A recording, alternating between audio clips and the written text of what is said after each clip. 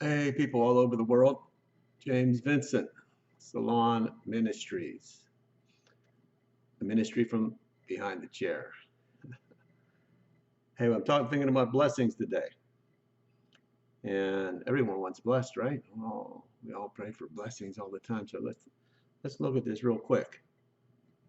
Um, Philippians, and God will supply your needs according to His riches in Christ Jesus. James 1:17, every good gift and perfect gift is from above, coming down from the Father of lights, with whom there is no variation or shadow due to change. Luke 6:38, given it will be given to you, good measure pressed down, shaken together, running over, poured into your lap. For with the measure that you use it will be measured back to you.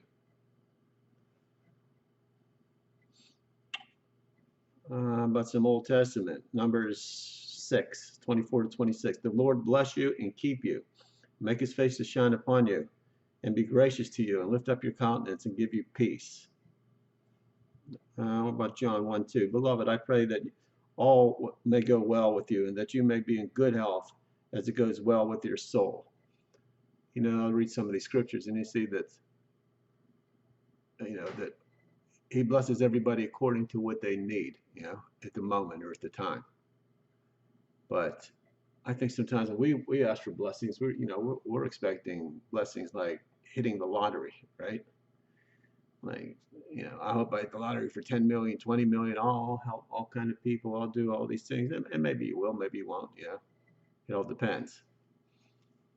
But really, God's promise isn't, pour together, running over, right? He's able to do that. But that's in a balance though to which you can handle. So anyway, case in point, I'm out in my yard. And I planted a couple trees 5 years ago, these two trees. Well, they've grown so big and so abundant and so heavy, like I needed to trim them. I was going to trim them this fall, but the one tree kind of broke under all the weight.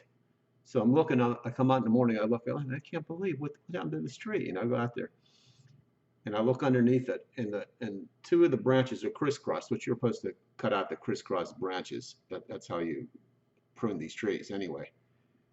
They were so thick and heavy, it was laying on top of the trunk. And the weight of it split the trunk, not all the way down, but about 6 inches. And I couldn't do anything to save it. I thought I could maybe wrap it up, screw some screws, but I couldn't. I had to cut it. I had to cut the whole center part of the trunk. I had to cut the whole middle of the tree out. And as I'm doing this, I'm thinking, I feel like, look at this thing collapsed under the weight of blessing, right? I prayed for those trees, and that tree was fruitful, and it was as blessed as could be, and as thick as could be, and as strong as could be, but then it collapsed under the pressure. And so, we could collapse under the pressure too of blessing when we ask for things that are like beyond what we could ever think. Whatever you think or hope. I mean, but could you handle it? Could you handle that blessing? Some people could, another point, they claim in the lottery winners, and you've heard this before, people who win the lottery, I don't know what exactly the percentage is, but it's a pretty high percentage. People win millions. Within 6 months, a year, they're broke. They're even bankrupt. And they're in debt.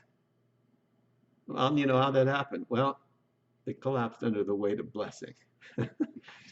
It happens. Yeah, we think we could handle it. One guy can maybe handle 100,000. Another guy might be able to handle 500,000. Somebody might be able to handle 1 million. Somebody might be able to handle any of that.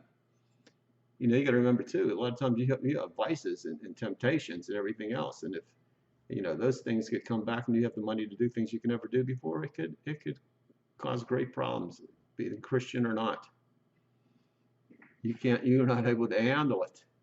You think you can, right? People, I like to try. I like to try to handle. Well, again, scripturally, God gives you what you need when you need it. And he's always blessed you. And if you're a Christian, you look around, you're already blessed. You're blessed. Wherever you look, you're blessed. But somehow in our fleshly self, right? Our carnal self, we think of blessings like beyond belief blessings, right?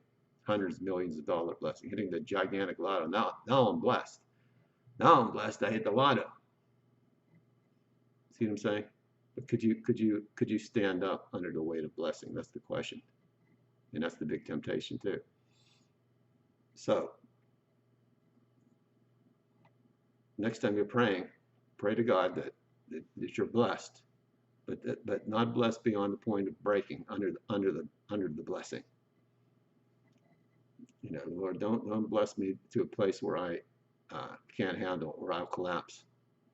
That might be a better prayer than just praying random gigantic blessings in your life. You have to be able to handle that, and you know what? Most people can't. That's why they usually feel going on. You have to be a certain type of person and reach a certain level to be able to handle that kind of money. So when it's just all of a sudden just falls upon you, most people break under the pressure of it. So anyway, I just thought I'd share that real quick. Hope that might help somebody out there. Or at least think about it next time you're praying about being blessed. All right, brothers and sisters around the world. James Vincent behind the chair. See ya.